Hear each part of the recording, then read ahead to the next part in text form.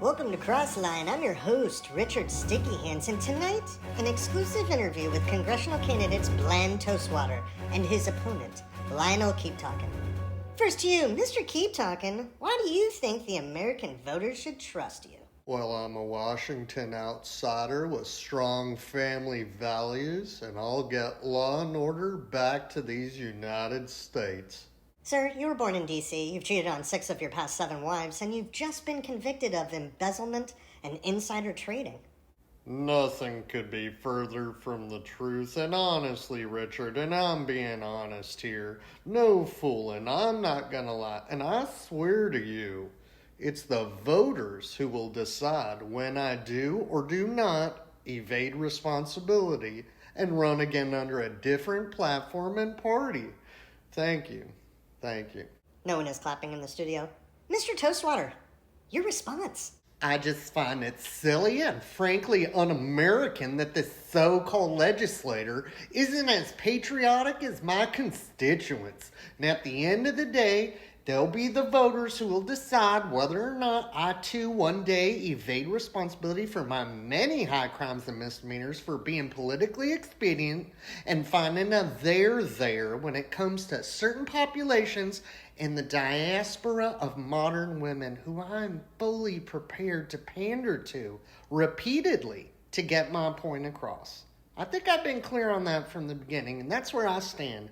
It's the voters who matter. They voted for your opponent in the last 3 elections. That's exactly what I've been saying. These were fake voters. They were illegal, dead voters. And as a matter of fact, I heard many of those people aren't even legally dead. So I rest my case. And it's not the voters who matter. It's the Electoral College. That's for the presidency? Which is exactly my point. That's exactly what I've been saying from the beginning. And I've been clear on that. Mr. Keep Talkin'. Your response. Oh, you see, this here is your typical elite, money-hungry, special interest wackadoo ambulance chaser who never knew a hard day of work in his life. See, I was raised in a little town. D.C. is not a little town. And I love that little town with my 2 dogs, Baxter and Dog Whistle. And we get in the truck and head to church and go fishing and have beer like good old boys do back at my very, very little country Christian college. You went to NYU.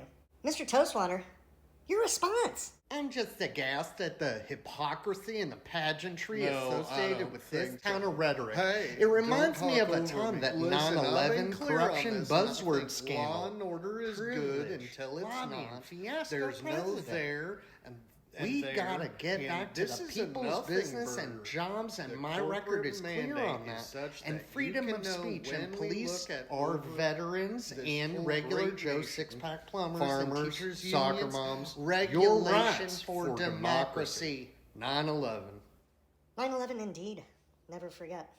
Well, my producers are telling me that these are equally insightful perspectives. Thank you both for joining me. I appreciate your making time.